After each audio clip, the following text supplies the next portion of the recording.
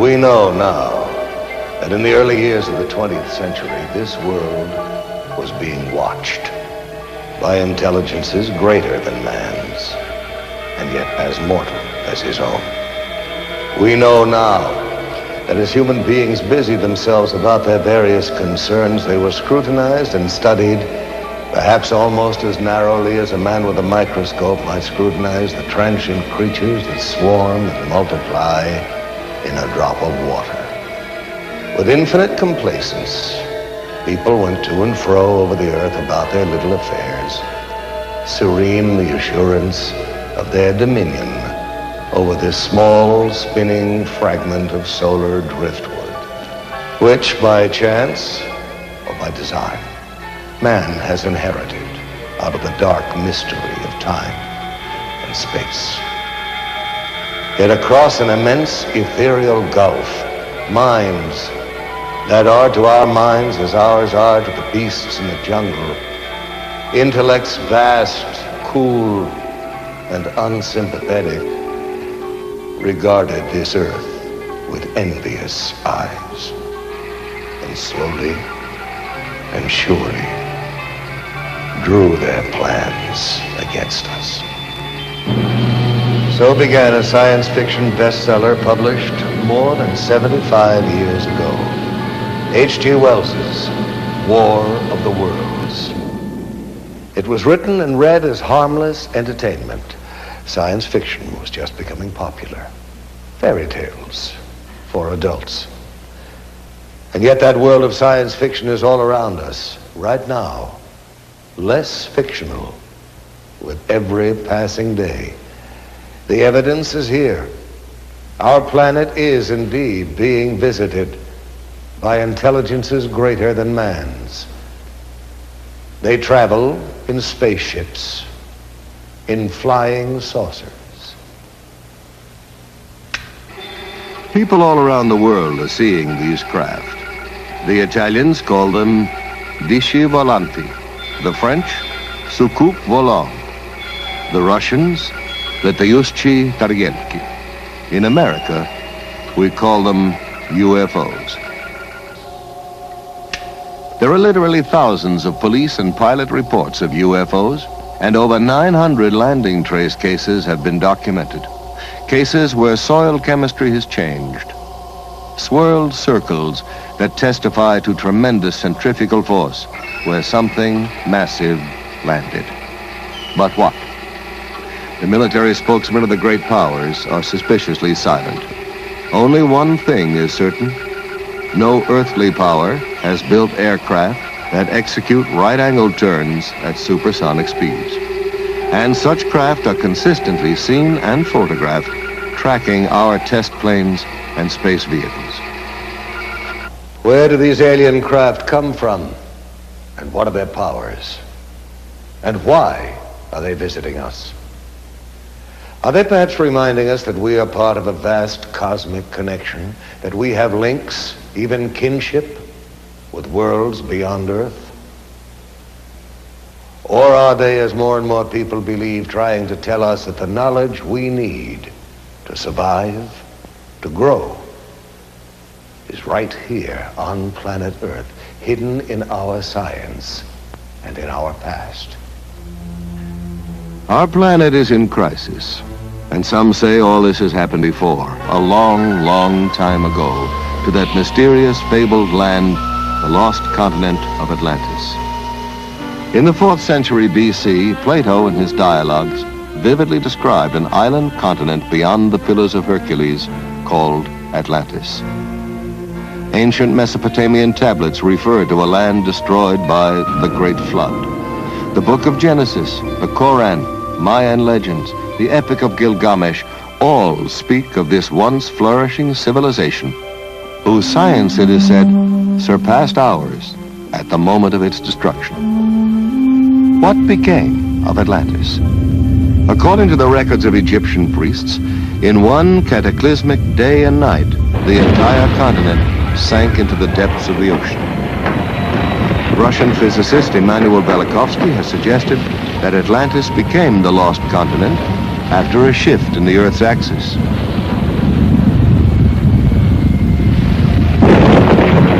famous psychic Edgar Cayce believed that by misusing the powers of the mind and interrupting the evolution of the planet, Atlantis became the victim of its own perverted super science. And the people of Atlantis, what happened to them? Were they all destroyed? Or did some survive the Holocaust and migrate by sea and air to other lands? Did some Atlanteans retreat into the ocean and establish a magnificent undersea kingdom that still flourishes there today? Or did they, with their advanced technology, escape into outer space? And have they perhaps, since man first left records on cave walls, been returning in their spaceships to observe us as we build the new Atlantis? What evidence is there that man himself was not the sole architect of the Earth's great ancient structures? Did we indeed get a little help from our friends from space? The Great Pyramid of Giza is the height of a 40-story skyscraper. It's built with 2.25 million stone blocks, some weighing 24,000 pounds apiece. Blocks supposedly hauled hundreds of miles by slaves and beasts of burden. And what of the knowledge necessary for the construction of such a monument? We know now that the Great Pyramid was built facing true north in the exact center of the land map of the world. Not the known world of 2575 BC, but the entire world as we know it today. The only way its architects could have derived such calculations would have been to survey the Earth from high in the air, make a global map, project it flat, then draw meridians through the precise center of the map's land surface. Either that or the information was provided for them by someone else, someone capable of aerial reconnaissance. Some of the pyramids in Spanish America, land of the ancient Mayan, Aztec, and Toltec civilizations, predate even those of Egypt. Tiwanaku, the oldest city in South America, is said to have been constructed by a race of giants whose homeland was destroyed by a great flood.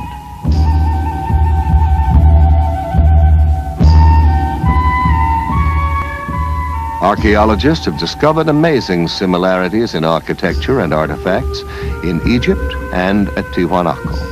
Similarities which have led some scholars to suggest that these two civilizations might have a common source. That perhaps Egypt was the principal colony of Atlantis in the Old World, while Tiwanaku was one of the drowned continent's colonial outposts in the New.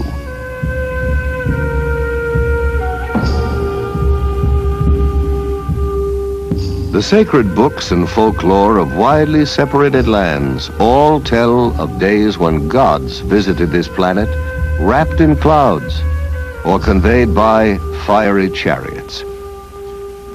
Are the gigantic statues on Easter Island faithful representations of ancient astronauts or Atlantean giants? And what of Stonehenge, Neolithic computer of the Druids? The parallel is not far-fetched, for it would take an IBM computer to decipher the functions of this calendar monument, to predict coming eclipses from the complex alignment of the massive stone slabs, each marking a position of the sun and the moon.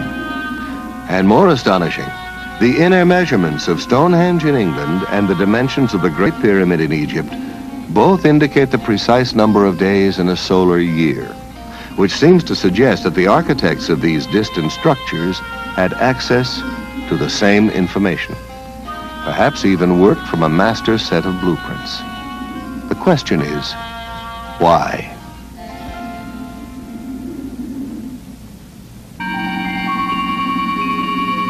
Imagine, if you will, a single team of architects traveling from continent to continent, employing local people to construct navigational aids, great beacons that could be seen from craft orbiting planet Earth.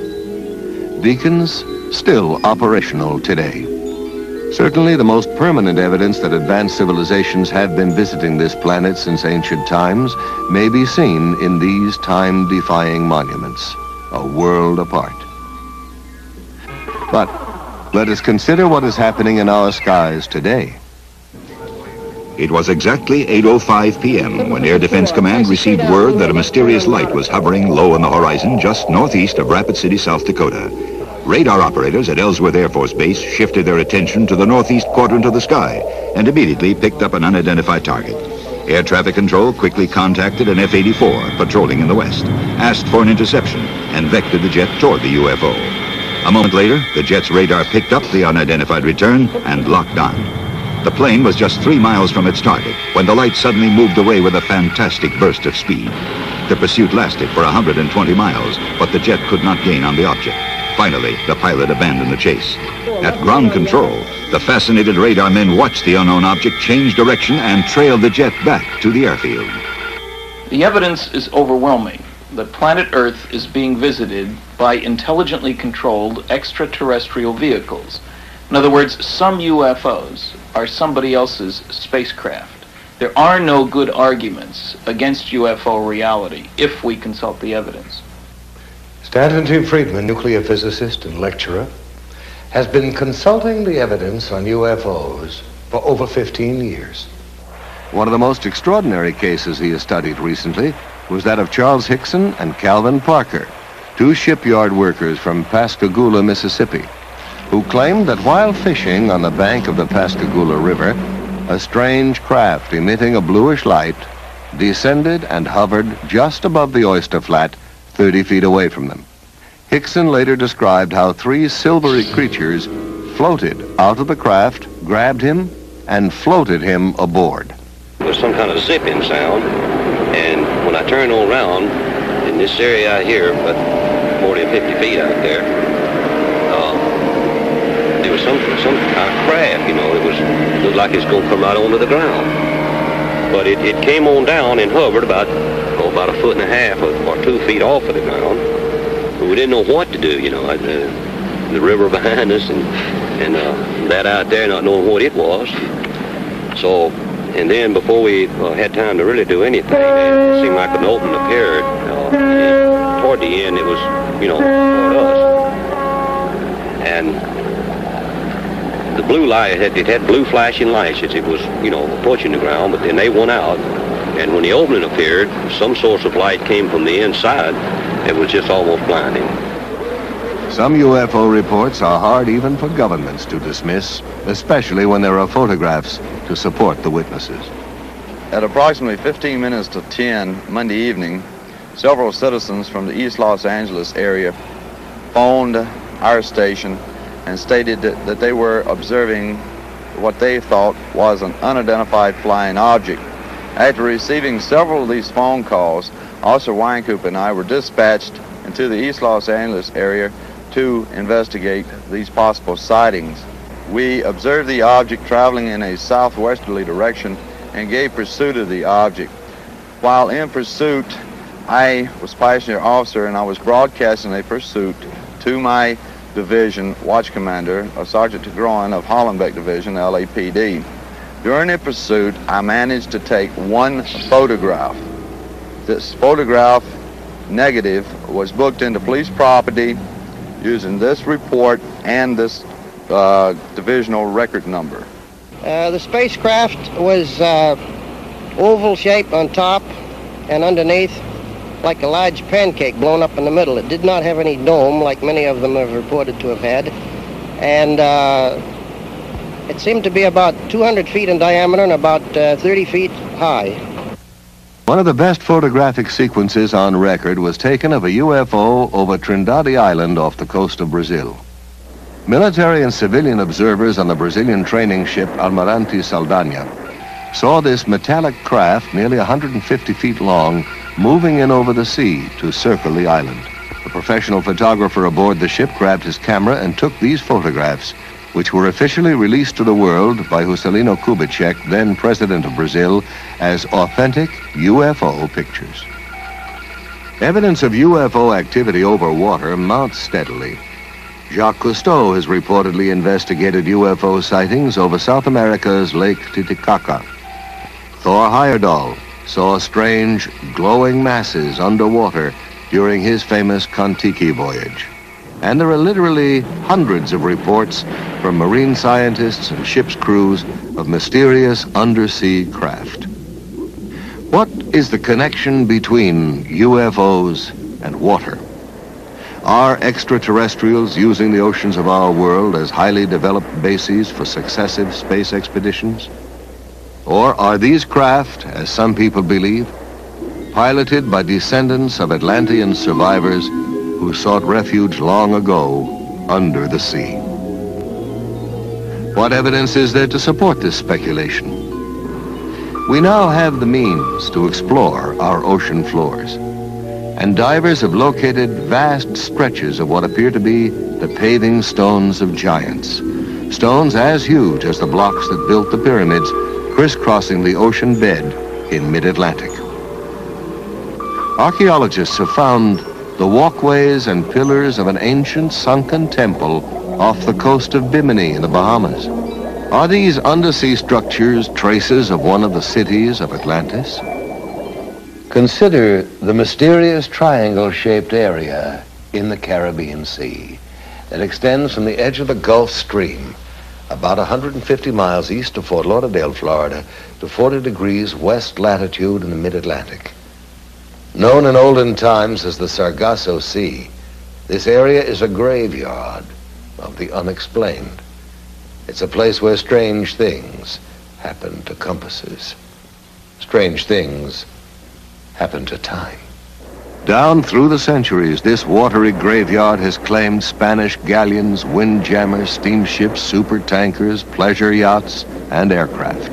Almost all disappeared without trace, as if the tentacles of some mythical monster had reached out and seized them. This area is known today as the Bermuda Triangle, or Devil's Triangle. On December 5th, 1945, 5 TBM Avenger torpedo bombers under the command of Lieutenant Charles C. Taylor took off from Fort Lauderdale Naval Air Station on a routine navigational mission. Surface winds of 20 knots, skies clear, visibility unlimited. Suddenly, just 15 minutes before the flight was due to land, Fort Lauderdale Tower picked up Lieutenant Taylor's frantic voice. The time, 4 p.m. Calling it tower. This is an emergency. We seem to be off course. We cannot see land. Repeat, we cannot see land. What is your position? We're not sure of our position. We can't be sure just where we are. We seem to be lost. Assume bearing due west. Well, we don't know which way is west. Everything is wrong. We can't be sure of any direction. Looks like we're entering white water now. I tell you, we're completely lost. Then, at 4:25 p.m.,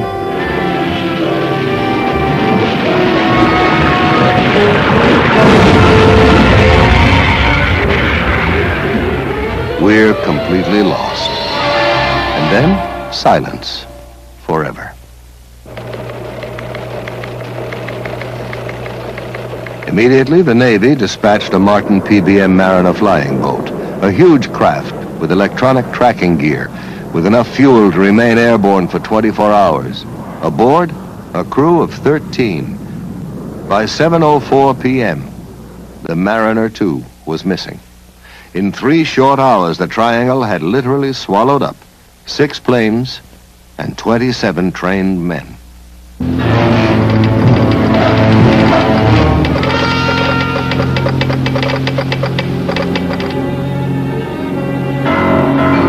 By dawn the following day, the greatest air-sea rescue search ever launched was underway.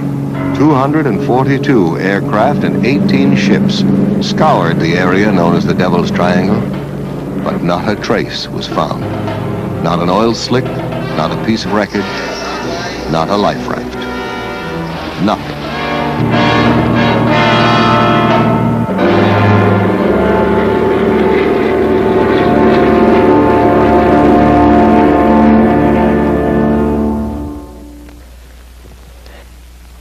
There's no comprehensive list of Triangle victims, but the litany of lost ships alone reads like a guest list from Davy Jones's locker. United States ship Nina, United States ship Grampus, the steamship Santa Clara, Star Ariel, the Home Sweet Home, the steamships Hewitt, Corner, Slocum, the Marine Sulphur Queen, the Southern District, the City Bell, the George Boston, the Raifuku Maru, and on and on and on. Ship names that descend from mythology, the steamship Rubicon, the Nereus, the Proteus, the Cyclops, the Constellation, the steamship Witchcraft. Theories about the triangle range from piracy to tunnels into other dimensions, other time zones. Physicists have suggested that the lost ships and planes may have been victims of a magnetic phenomenon that disrupts radio communications, causes flight instruments to malfunction, but there is no conclusive explanation. The ominous question remains. Is this area controlled by some unknown intelligence? We are currently spending millions of dollars exploring the ocean's bed. Project Moho drilled 600-foot shafts beneath 12,000 feet of water in an attempt to decode the mysteries of the Earth's crust. And along with archaeologists and oceanographers, parapsychologists are joining in the search to locate evidence of the legendary lost continent of Atlantis.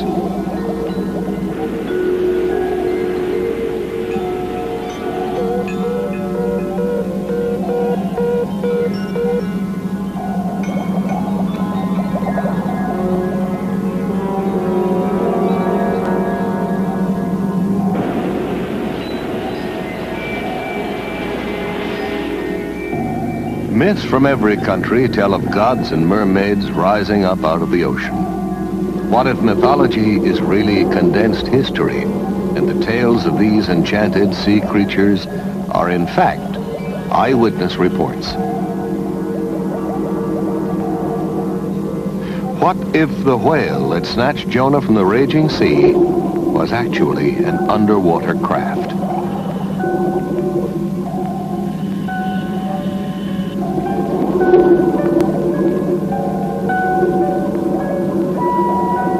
Undersea colonization may be a reality within our lifetime. Oceanographic institutes like Woods Hole and Scripps are collaborating with the government in undersea lab experiments to prove that man can live comfortably in an aquatic environment for extended periods of time. In order to survive under the sea and in deep space, man is developing new tools, mind tools, telepathy, clairvoyance, psychokinesis. The young Israeli psychic Uri Geller, who's puzzled scientists with his ability to bend metal with his mind and to dematerialize objects, claims that the power to do this is channeled through him from an extraterrestrial intelligence.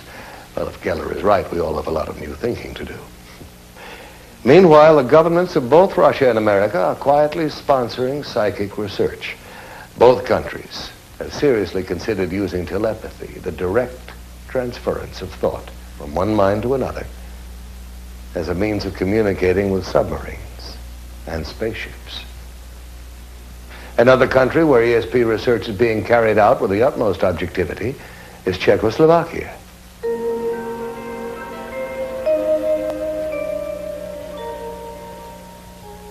Here in a Czech laboratory, we are watching an experiment in telepathy. The subject is being placed in a deep hypnotic trance in order to free the unconscious to receive the message which will be relayed to him.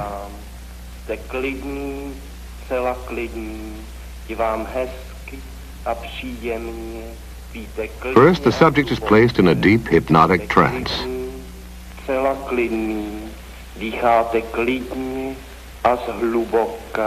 Hlubokým spánkem, spíte nejhlubším spánkem.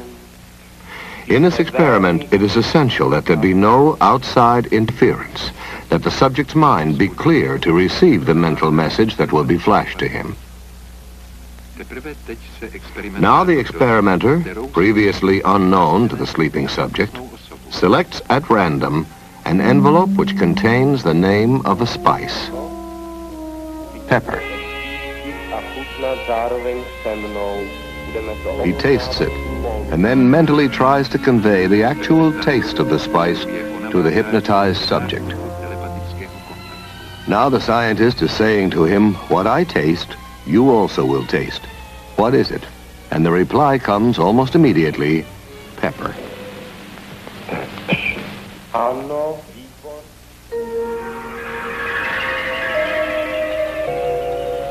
Psychokinesis, the ability to move physical objects with the force of the mind, is also a subject of intense interest to science and to the military.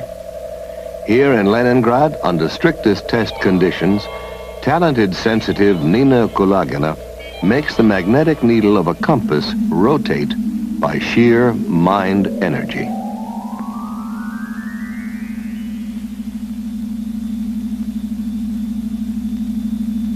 Russian scientists have found that while demonstrating this ability, the magnetic field surrounding Madame Kulagina's body is only 10 times less powerful than that of the Earth itself.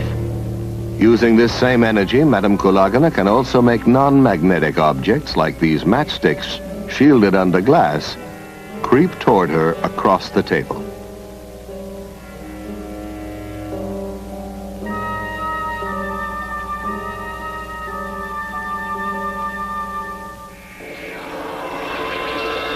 In the Philippines, psychic surgeons are reportedly performing major operations on patients without using any surgical instruments and with no form of anesthesia or bleeding control. Yet the surgery appears to be painless and paranormal healing takes place almost immediately. The most publicized of the surgeons, Tony Agpoa, is removing a pituitary tumor from the forehead of a California businessman, Donald Westerbeck, who flew to the Philippines after doctors had warned him of the risks involved in traditional surgery. Here in Westerbeck's own voice is his description of the result of his operation. When I came to the Philippines, I was very dubious about this entire process, but I felt that it would be a shame to have the operation first and find there was any truth to the Philippine phenomenon. Whatever comes out may or may not be the right kind of tissue. It may well be symbolic, but it is now 2 years since that operation, and the symptoms, which were progressing quite rapidly, have pretty much disappeared. I know that whatever happened in the Philippines had a certain effect on the progress of what was happening within my head.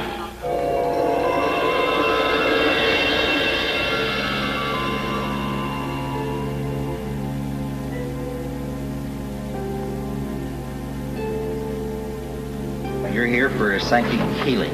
We have healers here who actually laying on of the hands.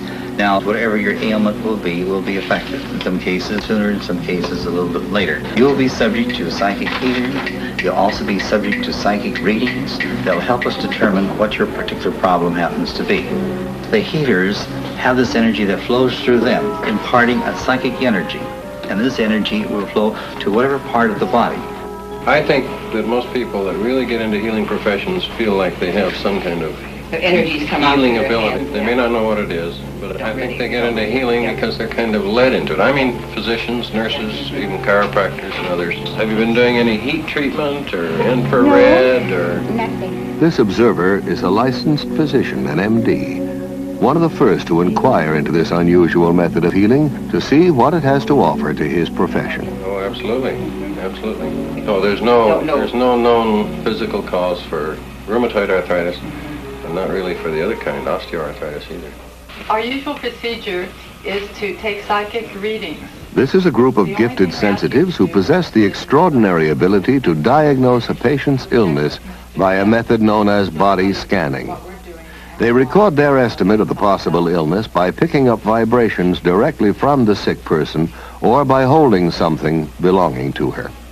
Sometimes there is an actual transference of pain from the sick person to the diagnostician.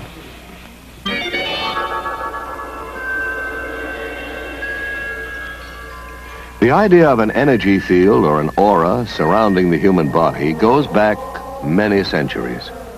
In biblical paintings, artists attempted to depict it by painting halos or aureolae encircling the heads of divine religious figures.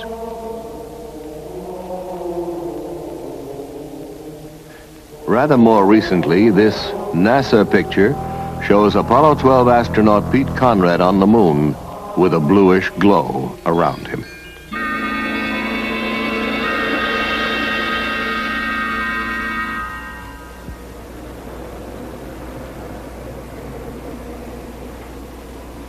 A leading American center of psychic research is the University of California at Los Angeles, where research psychologist Dr. Thelma Moss is experimenting with Kirlian photography, a revolutionary technique invented by Russian scientists Semyon and Valentina Kirlian, which captures on photographic plates the aura or energy field surrounding both organic and inorganic objects. Dr. Moss, could you tell us about your research here at UCLA? We've conducted about almost every area of research in parapsychology. That includes telepathy, thoughts going from mind to mind, moving objects at a distance. Primarily now, we're extremely interested in energy fields around the body. But probably the most fascinating work that we're doing right now has to do with a photographic technique that was first discovered in the Soviet Union called Kirlian photography, or more simply, electrical photography. And we've been able to get some pretty fascinating stuff on moving picture film using this technique, and I'd like to show it for you now, if I may. Okay, I'm going to turn on the film projector here, and we'll be taking a look at some of our work in motion pictures. Due to the efforts of experimental researchers such as Dr. Moss, the technique of Kirlian photography may soon be of practical use in almost every area of physical science. Inorganic objects photograph very differently from organic objects. Coins have a steady corona. We get the illusion that there is movement going around it, but the actual corona itself is static and its boundaries fixed, whereas human beings show a remarkably different effect. This is the right index finger pad, and we can see how brilliantly around his finger there are flares, and the corona keeps changing its pattern. We took a young lady and asked her if she'd get drunk. Here she is, 2 finger pads on her right hand before she's had anything to drink at all. And it is rather a placid effect. After 4 glasses of champagne, we see that she's become considerably brighter and the gaps have closed. And from the backs of her fingers are emitted sparks from time to time. After 8 glasses, she's in a much better state. From the rear projection of her finger pads, there are brilliant effects. Now we tried before and during kissing. This is the left and right, male and female, before kissing, and we can see that the coronas of both are rather dim, with a gap definitely existing between their fingers at the point where they are almost but not quite touching. These same subjects were photographed during a kiss. Their coronas have become considerably brighter and, in fact, are reaching out toward each other, perhaps the woman reaching out a bit more to the man than the man is toward the woman. Here we find an extraordinary example, which doesn't happen very often. Do you notice the red blob of light appearing between the 2 people? In anticipation, we like to think of the kiss to come. While kissing, the white and almost pink colors have become much more prominent, and it would seem the man on the left is perhaps enjoying the experience a little bit more than the person on the right. Now, Dr. Moss has also observed through the Kirlian process the dynamic interchange of energy between a psychic healer and his patient. Apparently, after a healing treatment, there's a sizable increase in the widths of the coronae surrounding the fingertips of the patient and a corresponding decrease in the healer's corona. Another fascinating aspect of Kirlian photography is known as the phantom leaf phenomenon. People who've had a limb amputated often say that they can still feel it, even complain of absent fingers or toes that itch. Now this, according to scientists, can be explained by the persistence of old sensory patterns in the brain. But for years, psychics have claimed that they can actually see phantom limbs still attached to the body. And now the Kirlian technique supports their claim. In Dr. Moss's laboratory, first they photographed an intact leaf, then cut away part of the leaf and photographed it again. For a short time, a phantom counterpart of pure energy remained where the leaf had been cut. making up a complete sparkling outline of the whole leaf. One of the most dramatic things in Curlian photography is the phantom leaf effect. Here is a leaf on the left side. It has been cut. We turn on the Curlian equipment by placing an electrode, and here we see no phantom. Where the leaf has been cut, there is a kind of gap. However, by lifting up the electrode and replacing it very vividly, you can see the brilliance of the phantom effect. Extending beyond the boundary of the cut leaf, we can see flares coming out from various parts of the leaf and from its cut end. We cannot explain the effect. We simply know that it exists and that we can take it. About 30% of the time, we obtain this phantom effect. Dr. Moss, have you investigated any other types of psychic phenomena? Oh, I'm called on frequently. Psychotherapists sometimes bring their patients in because they've got some problems. One of the strangest areas of all is when we are called, I would say we get 100 calls a year, to find out about haunted houses. People think their houses are haunted. And we did one extraordinary investigation with interesting results of a haunted house here in Los Angeles for the American Society for Psychical Research. Not far from UCLA is still another haunted house, inhabited by Mr. and Mrs. Robert Rice, their 5 children, and a ghost. Mr. Rice, when were you first aware that your house was haunted? It was the holiday season of Christmas in 1969. Did you see or hear something? Well, it was more of a feeling than either sound or sight. It was one of these things that there was an extremely strong presence in the house, and I got up, I'd say it was 1 or 2 o'clock in the morning, and began to look around the house. I searched all the rooms expecting to find a burglar, but there was no one in the house, but a very, very strong presence. Soon after this, Mr. and Mrs. Rice called in a psychic to find out if their house was indeed haunted. They were told that the ghost was that of a young architect who had become very disturbed and hanged himself upstairs in the attic bedroom.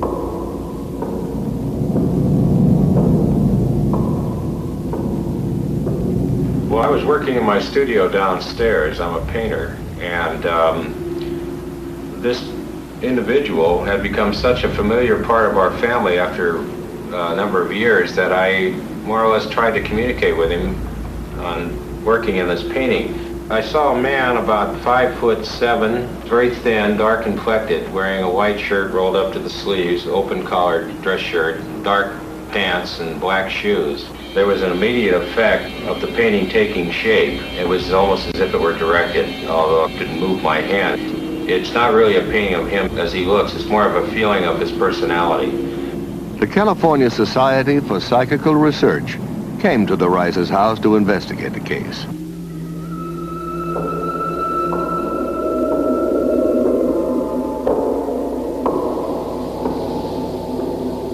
And they went through the house and the different parts of the house, wherever they were, that they felt something, they would record that. They felt very strong feelings of him upstairs where he was supposed to have hung himself. There were unusual noises up and down the stairs, and it sounded like someone walking up and down the stairs.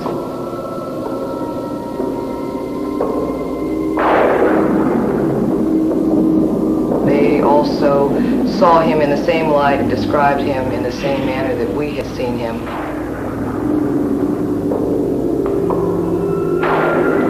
Much of their conclusions concurred with what we had told them ourselves. In view of the 5 children, there are absolutely no problems whatsoever. They're very aware of what's happened. It really doesn't bother them. They're used to the idea. We've never been afraid of him, and it's never bothered us living here, and we've been here for 5 years. Actually, we've kind of enjoyed having him as a silent member of the family.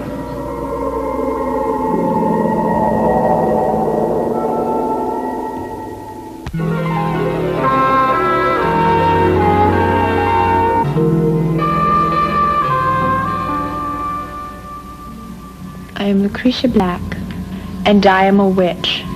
I practice witchcraft. I have always been a witch. I was born a witch, I was raised a witch, and my mother, grandmother, and great-grandmother were all witches. What is a witch?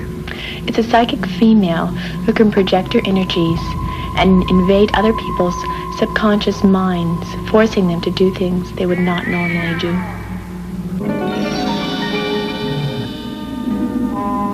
This is Witches' Mill in England, where in the Middle Ages, witches practiced their ancient art. There are witches who worship nature spirits and use plants and herbs to make potions for the sick. Witches who cast spells to dry up a neighbor's cow or blight his crop. Witches who wore charms and amulets to dispel the dark forces. In England, in medieval times, the church burned and hanged witches, blaming them when someone became sick or died. In France, Joan of Arc was burned at the stake because the church was afraid of her amazing psychic powers. Down through the ages, people with psychic ability have been falsely accused of being witches. And as recently as 1970, in San Jose, California, an ordinary Midwestern housewife was charged with practicing witchcraft.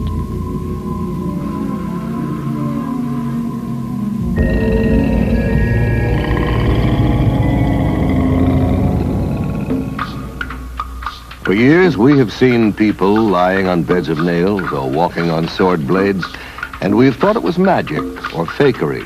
Now we're beginning to understand there is a thin line between magic and what we call mind over matter. And science has begun to study the people who perform these feats. Here in Hawaii, members of an ancient tribe walked barefoot through fiery coals without suffering pain or injury to their skin.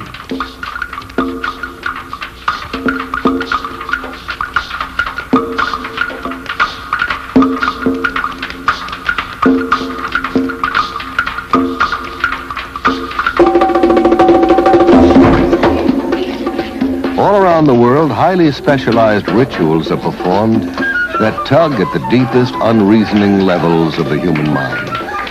In Brazil, voodoo cults still flourish. Ceremonies are enacted where voodoo priests invoke the spirits of the dead to take vengeance on the living.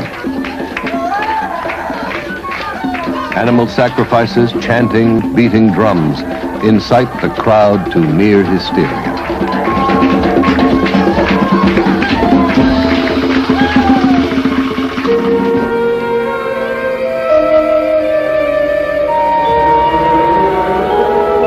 Questionable occult ceremonies are not limited to the more primitive areas of the world.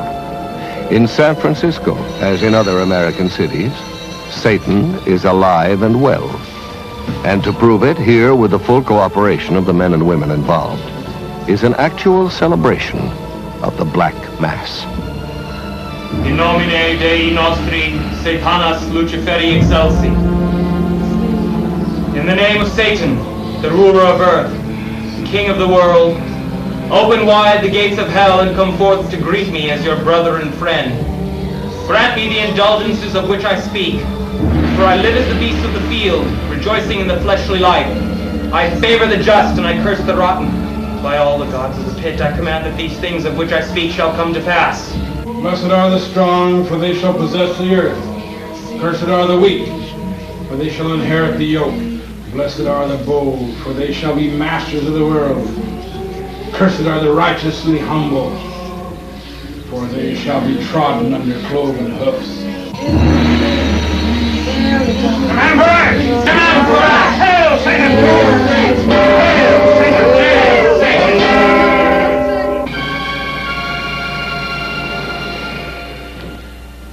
Some people still allow themselves to be seduced by the theatrics of dark and sterile practices.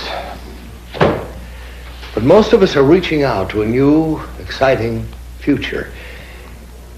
There is now a generation born to the knowledge that man can leave the earth.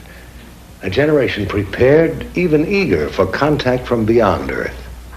And we're beginning to explore inner space to learn about the amazing psychic potential of the human mind.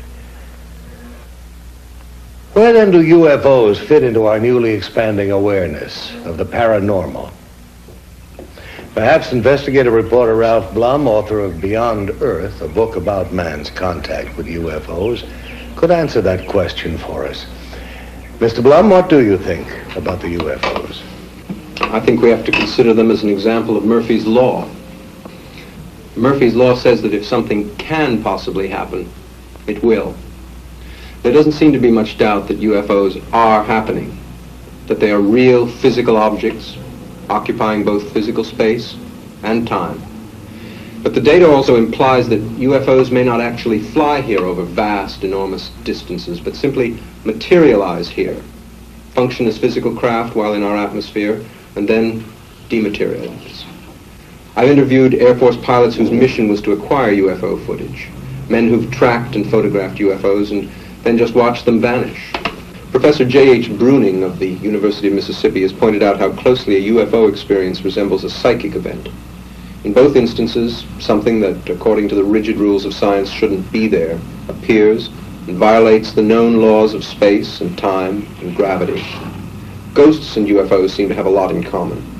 Ghosts materialize, seem to float or hover above the ground, often communicate telepathically, then dematerialize, just like the reports of UFOs and their crews. These and other fascinating phenomena such as time loss, teleportation, and spontaneous healing are all associated both with occult and UFO experiences. And I'm inclined to agree with astronomer Alan Hynek, who suggested that we may be dealing with an intelligence that knows more about the physical world than we do, more about the psychic world, and is using it all. Mr. Blum, I understand that you got down to Pascagoula, Mississippi, just 36 hours after Charles Hickson and Calvin Parker had their UFO encounter. Yes, I did. It was the first time I'd seen for myself the profoundly disturbing effect of such an experience, not only on the two men, but on the entire town. Nothing that powerful had happened to Pascagoula since Hurricane Camille hit the Gulf Coast. And it was quite impossible to sit in the same room with Charlie and Calvin and not believe that something terrifying had happened to them. They had me one on this arm like this, and on the other one, you know, they had my other arm like that. And I just seemed to lift up to the same height they were off the ground, and we just moved into the craft. Now inside, how did they lay you out? Do you remember how it happened? Yes. I didn't see any tables or chairs or anything in there. I'm not saying it wasn't in there because the light was almost blinding, but I didn't see any.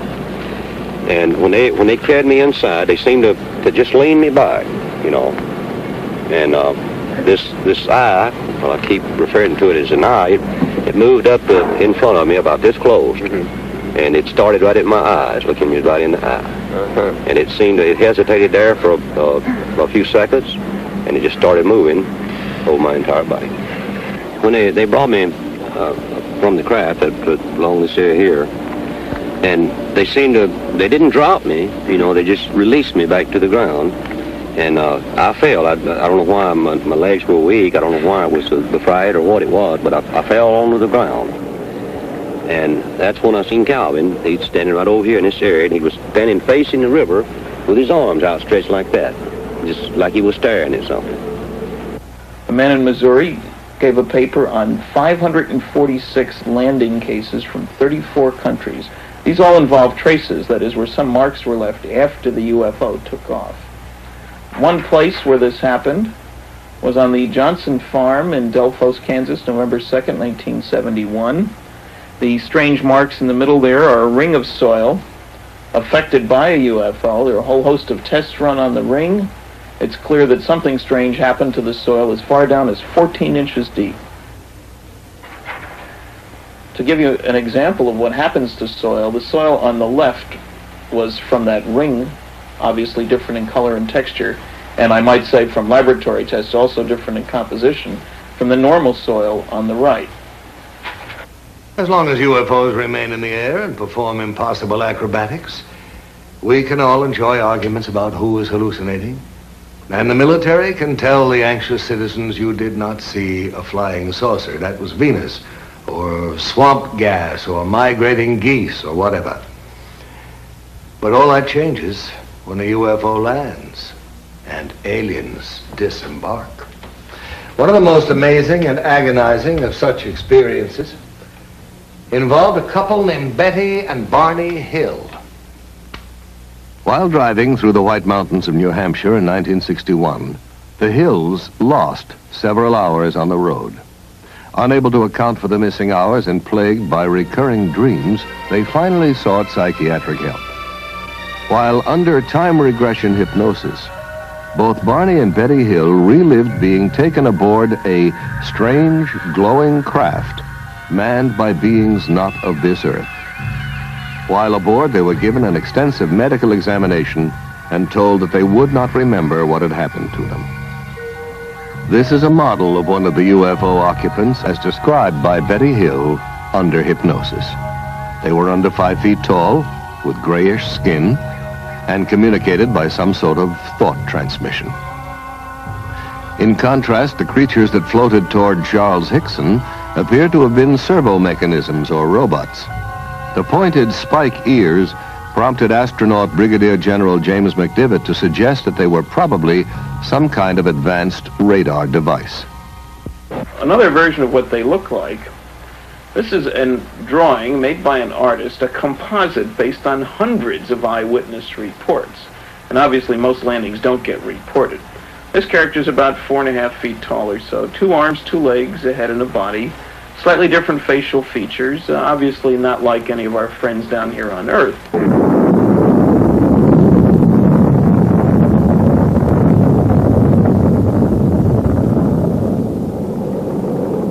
However, there are definite parallels in behavior. They have Earth excursion modules, which behave very like our lunar excursion modules.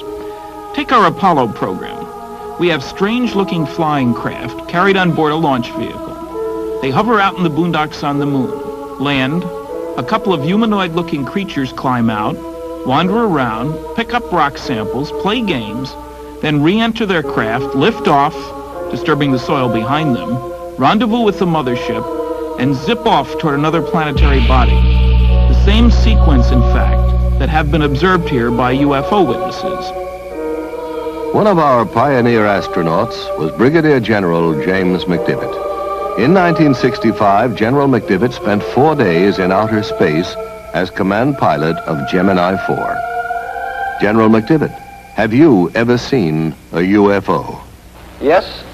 During my flight on Gemini 4 in 1965, I saw an object in space fairly close to our spacecraft that I could not identify. It looked to me like maybe the upper stage of another rocket. I tried to take some pictures of it, but unfortunately the pictures did not come out properly. We never were able to identify what it was, and all of our ground radar tracking data indicated that there shouldn't have been another object anywhere near us at the time. General McDivitt, do you know anyone else who claims to have seen a UFO? Well, yes. As a matter of fact, I know all kinds of people who claim to have seen them. Some of them are very legitimate, and some of them I think are just having fun. I had an opportunity recently to meet a gentleman from Mississippi who claims to have actually been taken into a spacecraft. And quite frankly, I believe that that gentleman is telling what he considers to be the truth. He wasn't looking for publicity. He wasn't trying to be funny. He was trying to be very honest. He was very sincere. And quite frankly, I walked away from the whole conversation with him believing that what he said is true as far as he's concerned. Well, I kind of thought it was people at first, you know, off like that. But of course, when they appeared there in front of me, it was the most shock I've ever had in my life. They were shorter than me. I'd say about 5'2" or 3", and they didn't have a neck. Their head, it seemed to come directly to their shoulders. And they had something that came out to a point about where a nose would be, and on each side the ears. And I believe that they looked like they were a little longer on the ears than the nose. But it seemed to me when they came out that doorway, or that opening or whatever it was, then just almost instantly they were right there on us. Their arms, they had arms, and I saw the arms moving here and in the shoulders. But they had weld. I mean, their fingers were weld, and then they had something like a thumb, and they were like this. Mm-hmm. Tell me about the lie detector test. When they were asked to come over here to talk to these people, they had in their mind that it was just a big joke. And if I understand it correctly, they ran one test on Mr. Hickson. The machine showed that he was telling the truth. Then they run another one, And then the examiner, he began to wonder himself. So he ran the third test, and he believed just what Mr. Hickson had told him. Sheriff Diamond, can you tell me just what happened that night? We questioned them at length. And then we left the room and recorded every all the conversation they had. Recorded between the two of them. And one of them kept wanting to pray. And he said, after all I went through on this earth, I said, why should I have to see something like this? Calvin Parker, I was questioning him, and at one time he wanted to climb the wall. That's how nervous and how shook up he was. But since I was down there, and since I was a physician, and several other scientists and investigators were asked to consult and look into the situation, I was asked, would I mind if I would be present, and I said I wouldn't mind at all. And while it is still very difficult for us to believe that a spaceship landed and that robot-type creatures came out and actually took these two people into the spaceship, these men, in my opinion, believe that they saw this and that they were being honest in reporting what they have reported. Charles Hickson's story is not unique. UFOs first soared into the news in this country in 1947 when pilot Kenneth Arnold saw 9 disc-shaped objects skimming along at high speed and in an unconventional manner, like a saucer would if you skipped it across water.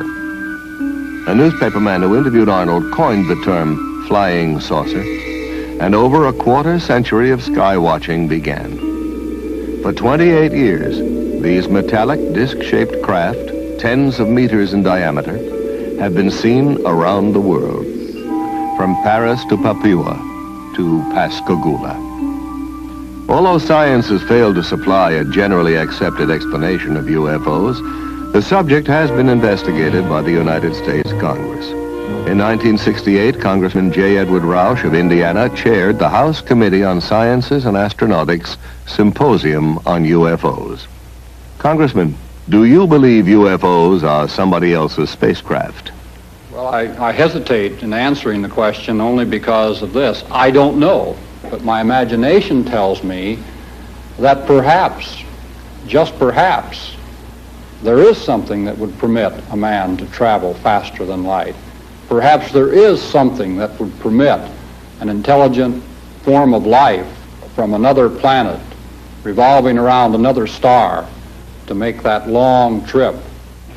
And that way they left out hundreds of reports by... For more than 20 years, Major Donald E. Kehoe, U.S. Marine Corps retired, has been reporting on the world of flying saucers. I understand, Major Kehoe, that like physicist Stanton Friedman, you believe that we are being visited by intelligently controlled vehicles from other planets. I do, and I agree with the Air Force. They've had a secret conclusion to that effect since 1948. A few years ago, I conducted a symposium here on Capitol Hill, and the participants of the symposium were scientists of some renown. And they were scientists who had an interest in UFOs. And during the course of that symposium, photos were presented which purported to be UFOs. One of the scientists who analyzed the photographs at Congressman Roush's hearings was Dr. Robert M.L. Baker, Jr., who has consented to evaluate for us 2 UFO films from the files of the Smithsonian Institute in Washington, D.C. We see here the Montana 1950 film showing 2 bright objects taken by Nicholas Mariana of Great Falls, Montana. The natural phenomena that is often given as a source of these images is airplane reflections.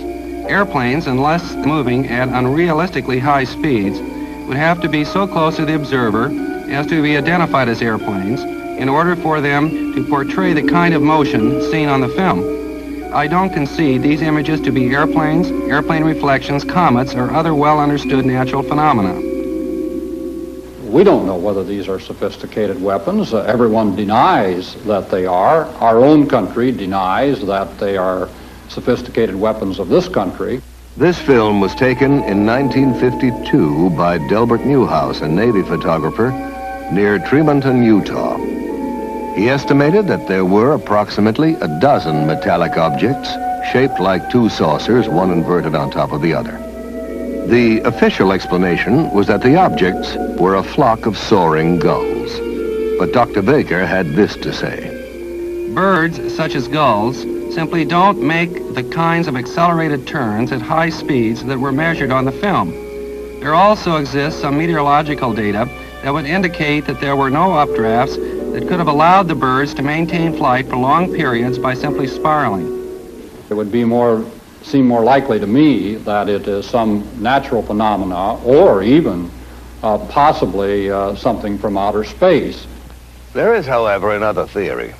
The Bermuda Triangle is not the only area in which navigators have been troubled by the odd behavior of magnetic compasses. As every school child knows, something strange happens to your magnetic compass as you voyage into the Earth's polar regions. Scientists have turned to space, to the upper atmosphere, even to the sun, to account for this magnetic anomaly. But responsible reports suggest a greater mystery. A large concentration of UFO sightings in the Arctic and Antarctic has led some experts to speculate that these regions may serve as landing bases for extraterrestrial craft. It's even been suggested that the flying saucers, in fact, emerge from and re-enter the Earth's interior by polar doorways, and at the center of our planet is their true place of origin. In 1947, Rear Admiral Richard E. Byrd, in command of the U.S. Navy Task Force, flew 1,700 miles beyond the North Pole, not as would be expected over frozen icy wastes, but across a vast land of mountains, freshwater lakes, rivers, green vegetation, and animal life, a land not recorded on any map. From the evidence provided by Admiral Byrd and other famous explorers of the Arctic and the Antarctic, it has been suggested that the Earth is not, as we have been taught, a solid sphere with a fiery center of molten metal, but is in fact a hollow shell in which a small amount of the original fire remains to form a central sun capable of emitting light and of supporting plant growth. It has even been claimed that the huge mammoths found frozen in the polar ice are not prehistoric, but were animals from the Earth's hollow interior that wandered to the surface and froze to death. Proponents of this theory estimate that the Earth's crust is approximately 800 miles thick, with openings at its polar extremities. They suggest that Admiral Byrd and other explorers actually entered the openings leading to the Earth's interior without knowing it. These explorers assumed that they were still traversing the outer surface because the downward slope of the entrance is so gradual and because they could not see the other side of the opening, which is hundreds of miles away. Almost to a man, scientists ridicule the hollow Earth theory. They will tell you that the only hollow spaces anywhere near the poles are located in the heads of those who believe in the theory. And yet a number of disquieting questions remain unanswered. How then do we account for the warming effect, the presence of increasingly warm winds as one travels north beyond 70 degrees latitude? Why do these winds carry enormous quantities of black dust?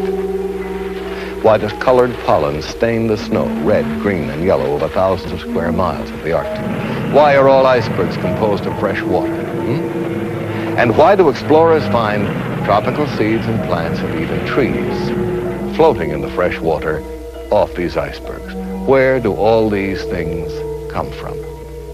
Well, the answer to these questions is obvious to anyone who believes in the existence of an unexplored region hidden in the Earth's interior. But the hollow Earth theory is not limited to this planet. In his book, A Journey to the Earth's Interior, Marshall B. Gardner discusses the bright lights seen shining from the polar caps of Mars, Venus, and Mercury. Concludes that these planets also have hollow interiors and central suns. According to Gardner, the aurora borealis, the northern lights, result from the rays of that central sun inside the Earth, projected through the polar opening into the night sky. Now, before we join in the laughter of scientists at these notions, we should remember that 100 years ago, the world's most prominent astronomers staked their reputations on the fact that rocks did not fall from the sky. Today, these rocks are called meteorites. Science, like any living thing, must grow. Now, one of the crucial new questions for scientists is how to travel through deep space.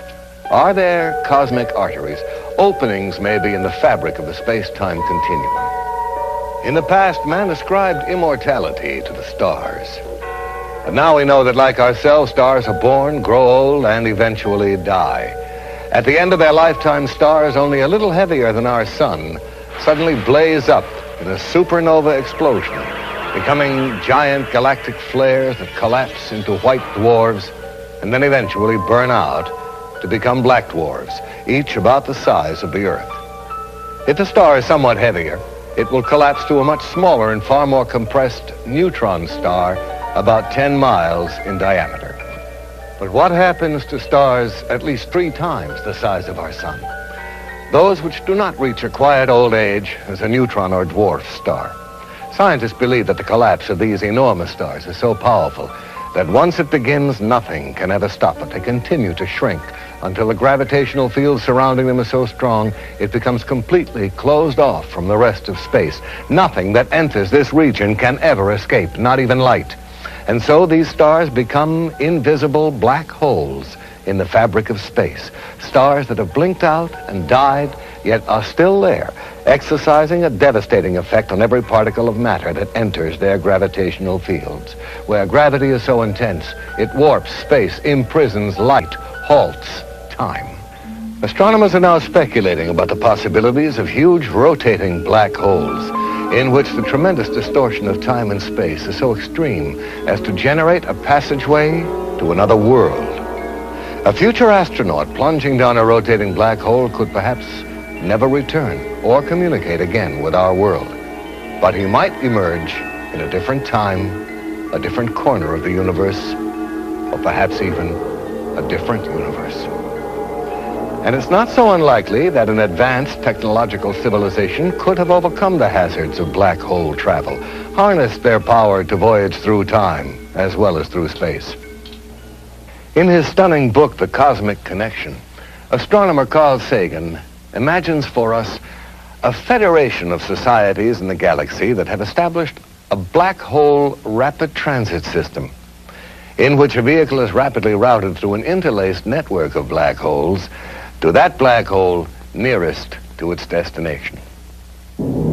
As even more dramatic evidence of interplanetary penetration, we can look to Siberia just after the turn of the century. An unidentified space object hurtled toward Earth at over 30,000 miles an hour.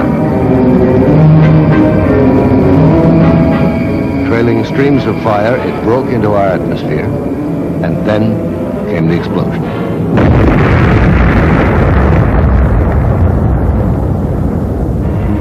Equal in force to a thermonuclear blast.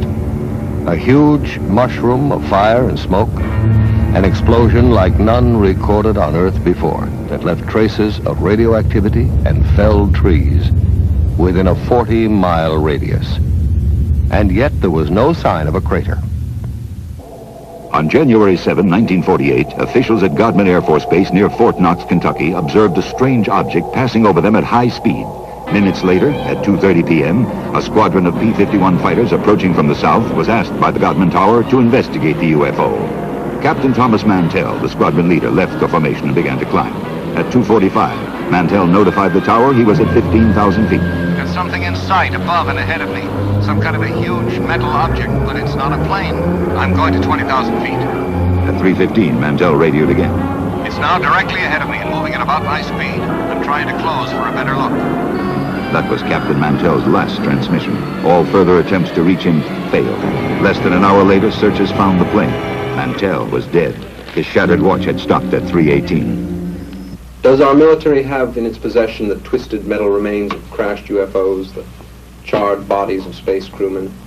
I don't know. There are no easy answers. But one thing is clear. With the formidable resources at its disposal, the American military has to have the best collection of UFO data in the world. And I really think it's time they shared that data with the people.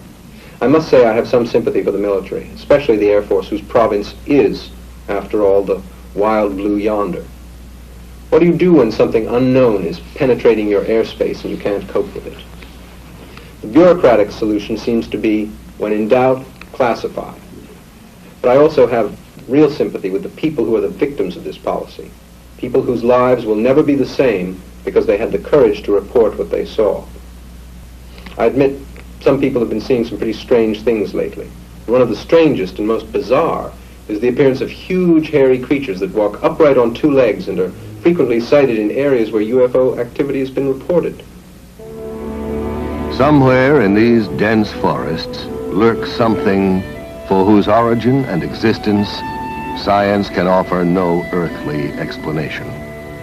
Called Sasquatch in Canada, Bigfoot in the western states, Folk Monster in Arkansas, Momo in Missouri, Skunk Ape in the Florida Everglades, these foul-smelling giants, some of them reportedly 10 feet in height, crash around in the undergrowth, uproot trees, invade logging camps, and terrify witnesses.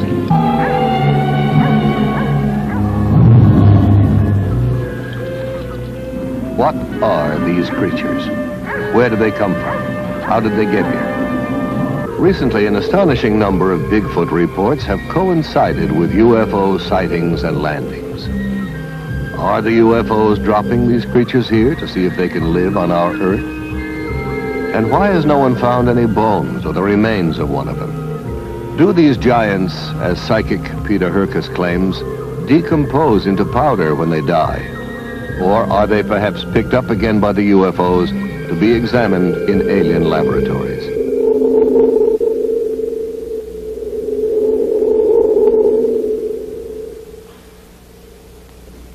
Is the Bigfoot a cosmic mutation? Incredible as this notion may seem, we're contemplating even stranger possibilities in our own laboratories. In 1818, when Mary Shelley first conceived of the Baron Frankenstein, the idea of one human being fabricating another was sheer fantasy. Now the inconceivable has become a near reality, as scientists around the world do research in the new and ominous field of genetic engineering. By a process known as cloning, we can now reproduce genetically identical copies of an individual organism. Already, experiments in cloning plants and lower animal forms have been successful. The way has been paved for similar experiments with human cells. At the University of California at San Diego, Dr. Walter Desmond is carrying out research in cloning. In this laboratory, we're working with a variety of cultured cell lines.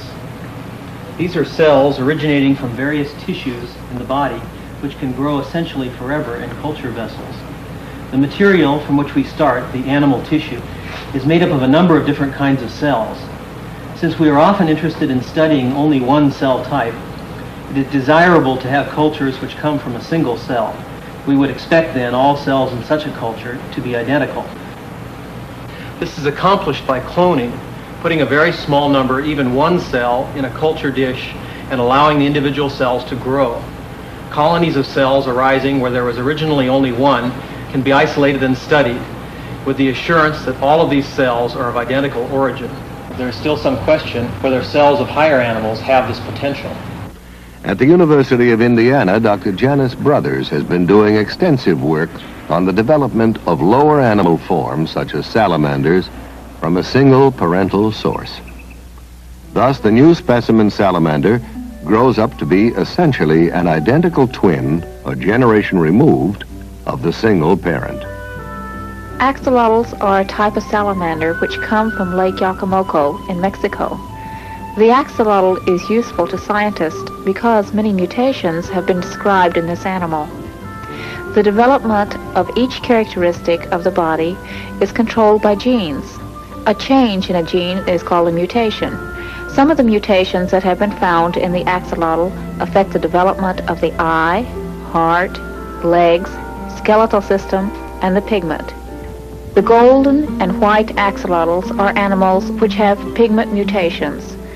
The 4 large dark axolotls swimming in the aquarium are a clone of nuclear transplants made by transplanting a nucleus from the cell of a normal embryo into an egg which has abnormal cytoplasm.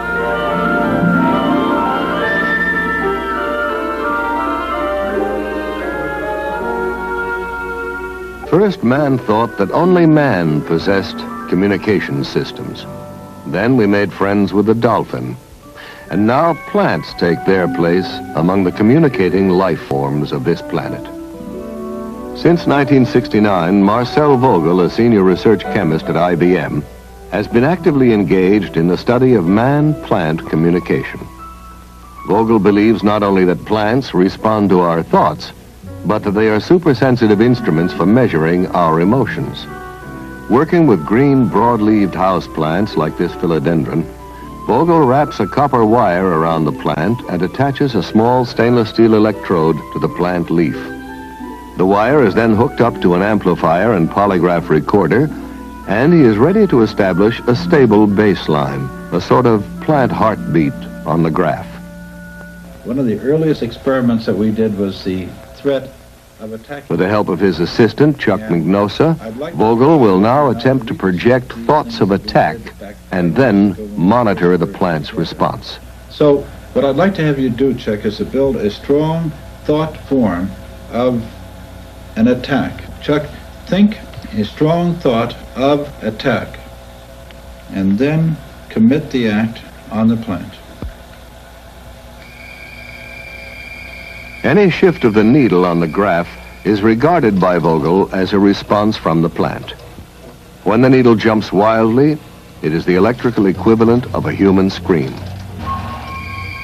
Next, we will see both Marcel Vogel's and the plant's response to his assistant, Tom Montalbano's directed thoughts. Both the plant and Marcel Vogel are tied into the narcophysiograph biofeedback machine. This is the plant response telemetered through the stainless steel electrodes. Here is Marcel's galvanic skin response. This trace is Marcel's pressure and his cardiovascular relaxation and tension of the blood vessels. This trace is the temperature variation coming from Marcel's hand. As you can see, it's lowering. Now I'll be quiet. Now I'll focus into you, Tom. Tom, do you like women? Definitely. Now it's responding to you. And this time I'll focus on to your liking of women. Now here you have my response to your thought, but nothing with the plant yet. Now we're getting an emotion, a response, you see, right here. I had a thought of doing some healing work. Good. Now repeat that operation, that thought. There's the repeat. There you picked it up. Now it transferred. See, your mind was locked in. There's the thought finally transferred. All right. Look at this. There's a response to our personal interaction. It's always a thrill to me when I see this happen, because it's hard to believe that we are all linked together with thought. So we really become one with each other and nature. And that's why I love this type of work. Now here's my response to the thought of love. I said the word love. But look at the Marcel Vogel is pointing out how, with identical equipment, the plant's response is greater than his own. That it actually picks up more information and is therefore a finer instrument for measuring emotion than man himself. Research into the secret life of plants raises some awesome moral questions. Should we, for instance, give up cutting roses in our gardens? Should we eat only vegetables that have died a natural death? And what is natural when we speak of death?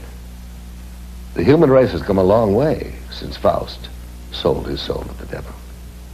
Now we are ready to negotiate with death, to treat dying and death as a disease, and a curable disease at that. In March of 1963, biologists at the University of Oklahoma confirmed that the skin cells of the Egyptian princess Mene were still intact and, in effect, alive. Yet Princess Mene has been dead for several thousand years. Ancient Egyptian priests apparently knew many of the secrets of life preservation, secrets we are now in the process of rediscovering through a branch of science so new that most people have never heard of it. The name is cryonics. Cryonics is a program of extended life.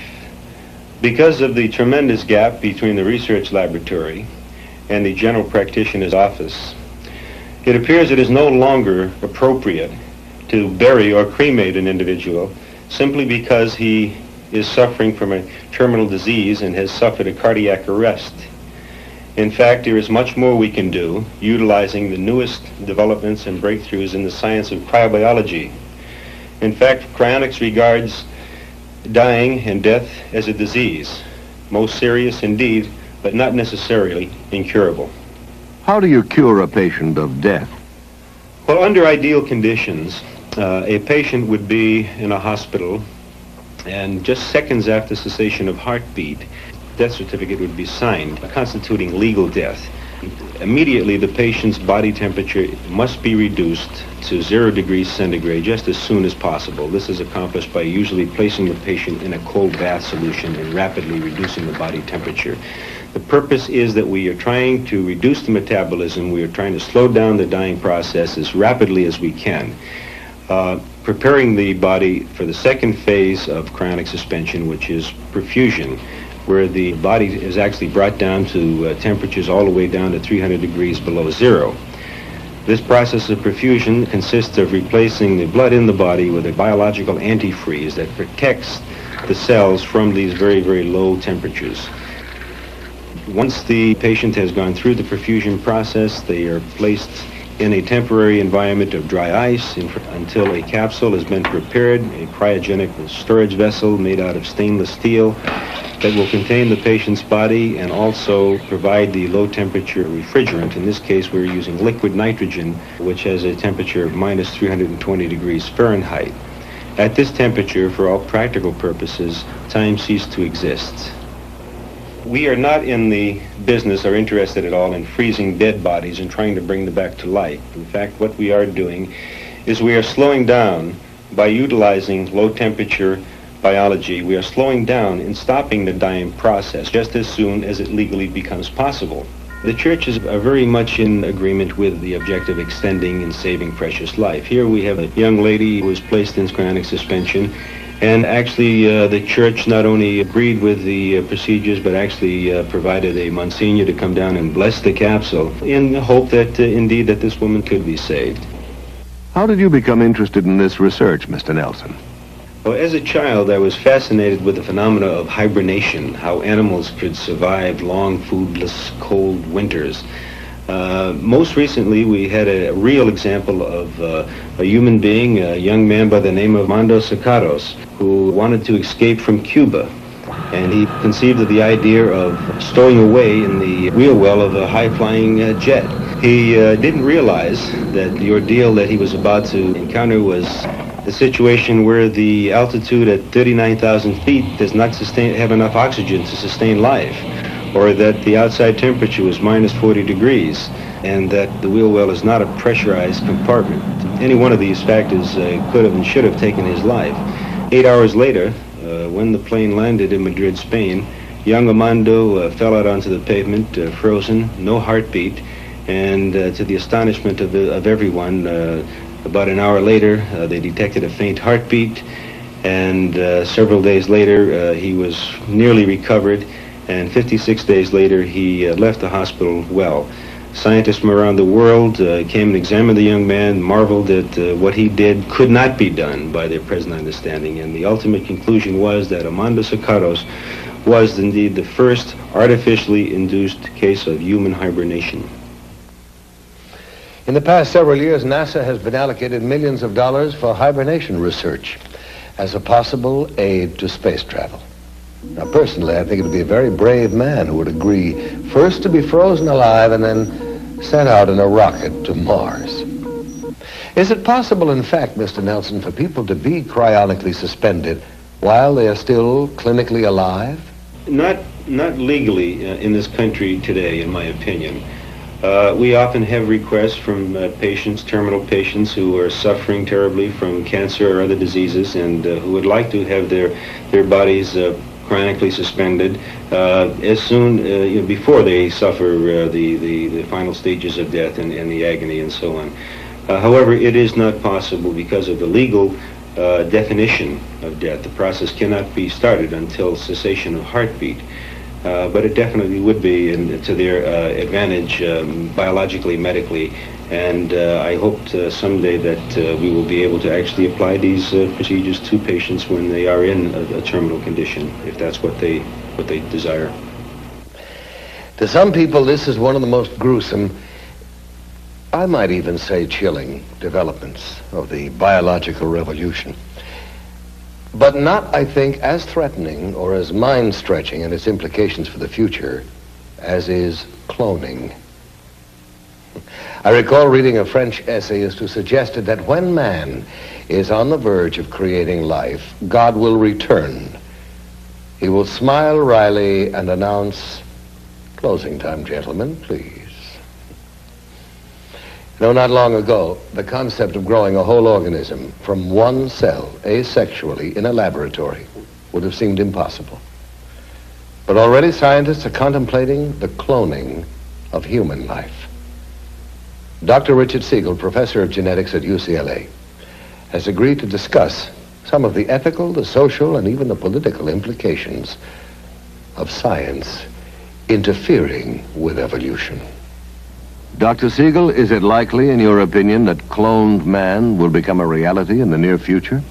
The very definite possibility exists that in the foreseeable future it will be possible to clone the most complex mammal of all, man himself. We have the theory, we have the scientific know-how. However, some of the very specialized techniques that are required have not yet been achieved. But there's reason to believe that with a concerted effort, some of the barriers that now exist can be avoided. Were human cloning finally achieved, and I must emphasize that it has not yet been done, I think that it would raise some very remarkable ethical problems for all mankind. After all, here would be a group of people who would have no proper father, no proper mother, no family, who would recognize from the outset that they were Xerox copies, as it were, of people who exist or had recently existed. And to contend with this through their lifetimes would present a most difficult problem that would finally have to be dealt with. Whether it would be psychiatric, psychological, I don't know. I would not like to be a Xerox copy myself. Certainly cloning would raise, too, some very practical problems for man. For example, one can think immediately a dictator who could clone for himself a superior fighting force, people that would be virtually invincible as an armed force, people who could be programmed so that they would have no mental blocks against fighting. They would have no question but to go out and kill or do the bidding of the dictator. Now here's another possibility. Really very intriguing, but at the same time quite frightening. We can imagine that a very wealthy, very powerful individual might have a dozen or so clones of himself prepared. And these could be kept in storage, as it were, and could be used when called upon as a source of spare parts. For example, when this wealthy old man's heart began to give out, he could get a new heart, a transplant, from one of his cloned copies. And there would be no danger whatsoever of transplant rejection. The heart would be destined to take and would function normally. Similarly, in the case of some horrible accident, if a leg were removed or horribly damaged in the case of the wealthy man, a spare part again could be taken from a cloned copy, and this could be used to function. But here's the question. What do we do with the copy? from whom the spare part has been removed. What indeed would we do with all those pieces and parts and almost persons? What would we call the debris? Has man become too arrogant? Do we already believe there is nothing that science and technology could not eventually solve? Are we indeed the new Atlantis? The challenge that confronts us is as enormous as it is exciting. We are ready to tap new resources: telepathy, psychokinesis, Bigfoot and black masses, UFOs and Atlantis, Kirlian photography, cloning, and cryonics. These subjects all have one thing indisputably in common. People want to know more about them, to learn to forge new tools for mankind's future on Earth and beyond. Where are these new concepts and talents coming from? Are they imprinted in us from the beginning? Or are we being programmed from without, in the sense that the Lord once programmed Moses for survival? Are some of us again in contact with angels? Technological angels, if you like, who are better at the game and wiser? I don't know. I think that they know more of what's going on down here on this earth than we think.